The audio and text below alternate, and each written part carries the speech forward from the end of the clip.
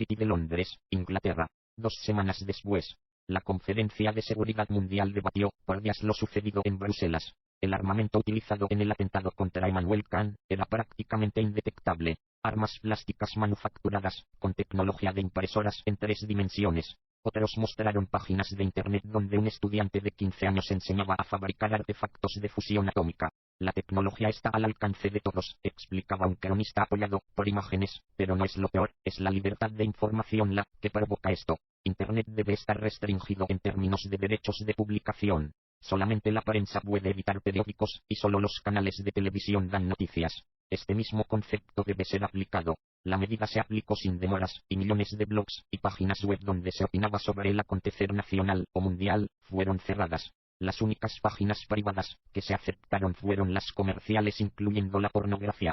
A los computadores personales solo se podría entrar si se pasaba el chip por un lector que se incorporaba a partir de esa fecha. Solo podían acceder a la prensa establecida, a lugares gubernamentales, comerciales y religiosos, pero estos últimos siempre llevaban a la Iglesia Universal. Las redes sociales eran la mejor manera de conocer a las personas. Los usuarios contaban sus vidas y mostraban a sus familias en portada. Se ufanaban de su trabajo y compartían sus pasatiempos.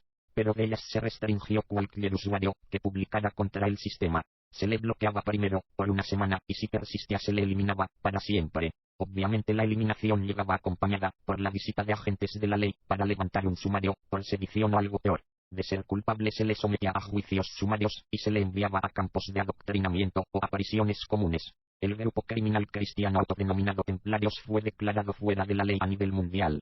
Cualquier país que atrapara a uno de ellos debía extraditarlo a Europa, donde serían recluidos de la misma manera que antes se hizo con los islamistas en Guantánamo y otros lugares. Pero, con una diferencia, desde Europa se les enviaba al Cáucaso, donde se les perdía la pista, pues eran sistemáticamente asesinados. Primero se les torturaba para conocer cualquier información que tuvieran, pero siempre era limitada. Entonces se les llevaba a cadalsos y se les decapitaba frente a los batallones de Napoleón. El monstruo enviaba videos hacia él y este los veía con el Khan. La medida se aplicaba para cualquier extremista cristiano perteneciente a un grupo de combate armado, y se extendió luego a los anarquistas. Se llamaba así a cualquier combatiente enemigo no cristiano. Se destinaron satélites especialmente para recorrer las zonas menos pobladas del orbe, para detectar asentamientos no autorizados, en bosques, islas, montañas o desiertos. Los países, con ese tipo de geografía, y cualquier país donde se pensara que podría haber estructuras ilegales, debía permitir fuerzas internacionales operacionales, que debían contar con el apoyo total del país. En los más preocupantes se establecerían bases permanentes. Las fuerzas que se iban a destacar eran las que se preparaban a espaldas del mundo. Fue la oportunidad perfecta para destacarlas a través de las naciones. A solo algunos países se les permitió realizar su propia seguridad. Los E.U., China, Francia, Inglaterra, Alemania, Rusia y después de que el rey amenazara con no firmar el ingreso de tropas extranjeras, España. Pero la medida no terminó con la rebelión. En los 5 continentes se producían enfrentamientos armados, a veces de gran envergadura. Llegaron a la conclusión que los países que presentaban altos grados de insurgencia eran los que tenían una tradición religiosa. Al final de la conferencia se trató el tema religioso, y fue el que más se extendió antes de presentar las nuevas leyes para que fuesen aprobadas por el Parlamento de la Asociación de Naciones. Debía existir un organismo rector que velara por el buen funcionamiento de la espiritualidad, para que jamás degenerara en extremismo. El organismo elegido y ratificado por el Parlamento sin votos en contra fue la Iglesia Universal, con su pontífex al frente.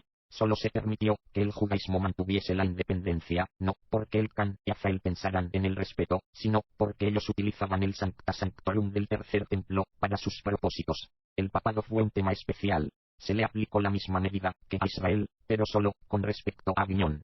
Todas las posesiones fuera de la ciudad serían expropiadas por los gobiernos y entregadas en comodato a la Iglesia Universal. Esto dio pie a venganzas tremendas y generó un éxodo hacia Aviñón. La ciudad pronto quedó atestada de gente, casi todas fugitivos. En lo que no hubo diferencias fue en la nueva ley de pena de muerte.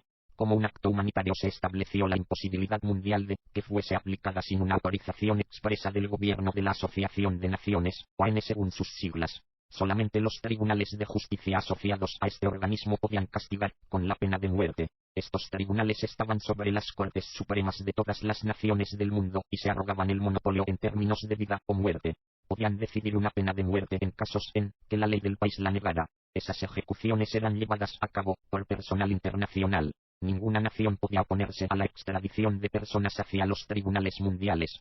Vale decir que en la Conferencia de Seguridad Mundial, no todos los votos valían lo mismo. Las comisiones, que estudiaron y presentaron las propuestas, eran conformadas por las mismas naciones siempre, luego se presentaban a votación en las reuniones ampliadas donde los que decidían eran casi en su mayoría miembros del Parlamento Mundial. Pero, por sobre todos ellos se imponían las ideas de Azael. Sin embargo, los reprobos no estaban satisfechos. Las palabras, que marcaban su destino, eran borradas cada día, pero al amanecer siguiente reaparecían. Decidieron demoler el edificio y una explosión controlada bajó los 22 pisos en menos de 15 segundos. Pero la providencia no estaba con ellos y a la mañana siguiente las letras aparecieron en otro edificio inmediatamente a la derecha del derribado. Nos iremos de Bruselas, decidió entonces el Khan. Aprovecharemos que comienza la gira mundial, estaremos 2 meses de viaje, contestó Azael, después buscaremos otro lugar. El Khan reapareció en la gira, después de ser sometido a una reconstrucción facial. La herida de la bala fue borrada y tapada por la cabellera. Nadie la notaría. Su ojo derecho parecía normal, pero, aunque la lesión no lo tocó, afectó el nervio óptico y la ceguera lo acompañaría por siempre. El odio del Khan contra sus enemigos, que ya le habían herido en 2 ocasiones, se traduciría en represión descontrolada. No aceptaba que hubiese sido un humano quien le produjo la ceguera del ojo derecho. Comenzó en China, donde fue ovacionado por las autoridades y por el pueblo. Centenas de miles de personas se reunieron en la plaza Tiananmen para presenciar el fin de un país con 2 sistemas. China ingresaba de lleno en la era capitalista. En Rusia ya estaba en éxtasis. La Plaza Roja se llenó hasta el tope de aduladores. Brasil, Buenos Aires, Nueva York, Washington, Berlín, París y Londres, donde fuese, que iba sucedía lo mismo. La prensa se refería a él como al salvador de la humanidad. La gira era política, pero se le presentaba como un rockstar.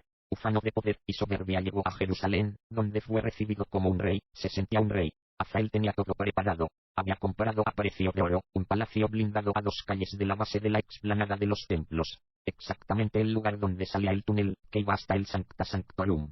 Después del protocolo de rigor prepararon todo, y a altas horas de la noche fue instalada la abominación desoladora. El Baphomet de oro y joyas estaba en el lugar más sagrado. Realizaron una ceremonia donde adoraron a su gran arquitecto, que vive rodeado de 100 fuegos. Luego leyeron el libro negro.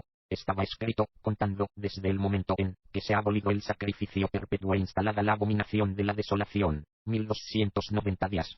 Dichoso aquel que sepa esperar y alcance 1335 días. Consumada la blasfemia mayor, se prepararon para el nuevo día, otro gran día para el Khan. Como se le crea judío, pudo ingresar al templo por la puerta del frente, a su lado un sonriente Azael. En los patios y en las calles cercanas, miles de personas gritaban su nombre, pero al correr los minutos se comenzó a oír frases como, Hijo de Dios, Hijo de David, Salvador. Luego ya directamente le gritaban, Mesías. Más atención le prestó a los gritos de la calle que a la ceremonia que inauguraba los servicios del templo. Un leve toque en el brazo le regresó a la realidad. El sumo sacerdote se acercaba al Sancta Sanctorum. Descorrió la cortina solo lo suficiente para entrar. Desapareció tras el velo y subió la escalera hasta el lugar sagrado. Había una puerta de hierro y un mirador, ambos con cerraduras diferenciadas. Introdujo una llave para abrir el mirador. Al ver al monstruoso ser, dijo en voz baja su nombre. Cuando regresó ya estaba todo dispuesto. Una silla y un recipiente de aceite. Varios entre los asistentes sintieron un sobresalto. ¿Qué iba a ocurrir en el templo? Estaba escrito que el hijo de David sería un líder político, dijo. Sí, es cierto, dijo uno, que ya estaba preparado. Hijo de David, dijo lisonjeramente otro. Sí, sí, repitieron 4 o 5 desde el fondo. ¿Qué ocurre aquí? Se escuchó decir a un anciano. Viva el hijo de David, lo acallaron los de atrás. Está escrito que el hijo de David llegaría en Eretz Israel, dijo el sumo sacerdote silenciándolos a todos. Un coro comenzó a cantar. Era un efecto estudiado, para que la emoción de la música creara el ambiente necesario. Gracias, hijo de David, dijo alguien en primera fila. Solo Melech HaMashiach, dijo el sacerdote, solo Melech HaMashiach, el hijo de David. Emmanuel Khan estaba de pie, unos metros a la derecha del sumo sacerdote, acompañado por el primer ministro. Se abrieron las puertas del templo, y entre Jaquín y Baz ingresaron decenas de muchachas jóvenes, con hojas de palma, que le cantaban. Hosanna, Hosanna. No. Se levantó un hombre de mediana edad. Esto no es posible. Gritó un segundo hombre, más viejo. Es blasfemia. Es blasfemia. Gritaron varios muchachos ortodoxos, con su larga trenza. Hosanna. Viva el hijo de David. Viva el Mashiach. Los que se oponían, unos 40 o más, se vieron rodeados de gentes que les alzaban el puño en señal de amenaza. Fuera, fuera, fuera. les gritaban. Un rabino joven se levantó desde las primeras filas y rasgó su ropa gritando: es el hijo de la perdición, el desolador. Un hombre a su izquierda le golpeó en el rostro. El rabino se levantó desde el suelo, se limpió la sangre del rostro y abandonó el templo. Por el pasillo central, decenas de personas le siguieron. Fuera les abucharon mientras los soldados les protegían de las piedras. Les condujeron por el costado del templo.